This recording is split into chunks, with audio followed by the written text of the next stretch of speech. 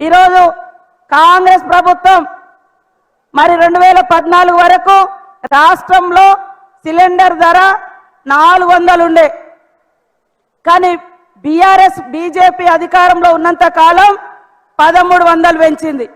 దాన్ని ఈరోజు 500కే ఇచ్చి మా అక్క చెల్లెళ్ళ కళ్ళల్లో ఆనందం చూడడం కోసం సోదరుడుగా మరి ఈరోజు రేవంత్ రెడ్డి గారు బాధ్యత తీసుకొని ముందుకు రావడం జరిగింది.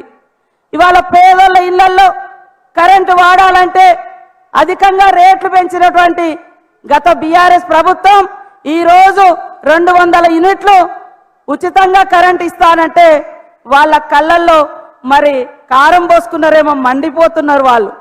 మహిళలకు ఉచితంగా బస్సు ప్రయాణం అంటే కూడా ఆటో సోదరులను రెచ్చగొట్టి రకరకాల కుట్రలు చేసి మనం ఇచ్చినటువంటి గ్యారంటీ పథకాలన్నీ కూడా ఆపాలని ప్రయత్నం చేస్తూ ఉన్నారు.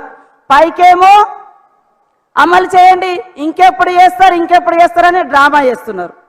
కానీ లోపటేమో ఇది అమలు కాకుంటే బాగుండు, ఇది అమలు కాకుంటే బాగుండని ఇలాంటి కుట్రలు వాళ్ళ యొక్క అధికారం పోయిన తర్వాత చాలా తీవ్రమైనటువంటి అసహనానికి గురవుతున్నటువంటి పార్టీలు బీజేపీ బీఆర్ఎస్ అని సందర్భంగా తెలియజేస్తా ఉన్నాను.